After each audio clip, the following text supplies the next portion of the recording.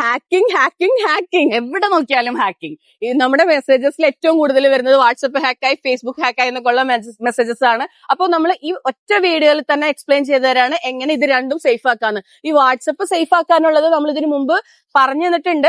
അത് ചെയ്തിട്ടുണ്ടെങ്കിൽ ഇനി അത് ചെയ്യണ്ട. അതല്ലാത്തവരാണെങ്കിൽ ഈ പറയുന്ന സെറ്റിംഗ്സ് ഒന്ന് ചെയ്തു വെച്ചോ. നമ്മുടെ വാട്സപ്പിന്റെ സെറ്റിംഗ്സിൽ പോവാ, അക്കൗണ്ട്സ് എടുത്തിട്ട് അതിന്റെ അകത്ത് 2 സ്റ്റെപ്പ് വെരിഫിക്കേഷൻ ചെയ്ത് വെക്കാം. അവിടെ നമ്മളൊരു പിന്ന് കൊടുക്കണം. പിന്നെ മറന്നു പോകുന്ന പിന്ന് കൊടുക്കരുത്, ഓർമ്മയിരിക്കുന്ന ഒരു 6 ഡിജിറ്റ് പിന്ന് കൊടുക്കുക. പിന്നെ നമ്മുടെ വാട്സപ്പ് സേഫ് ആണ്. അപ്പൊ ഫേസ്ബുക്കിൽ നമ്മൾ സെറ്റിംഗ്സിൽ പോവുക, അവിടെ പ്രൈവസി ചെക്കപ്പ് എന്നുള്ള ഒരു ഓപ്ഷൻ ഉണ്ട്. Who can see your friends list, അത് ഓൺലി മീ ആക്കി കൊടുക്കുക. അപ്പൊ നിങ്ങൾക്ക് മാത്രമേ നിങ്ങളുടെ ഫ്രണ്ട്സ് ലിസ്റ്റ് കാണാനായിട്ട് പറ്റുള്ളൂ. പിന്നെ നമ്മുടെ സെറ്റിംഗ്സിൽ തന്നെ who can see your post എന്നുള്ള ഒരു ഓപ്ഷൻ ഉണ്ട്.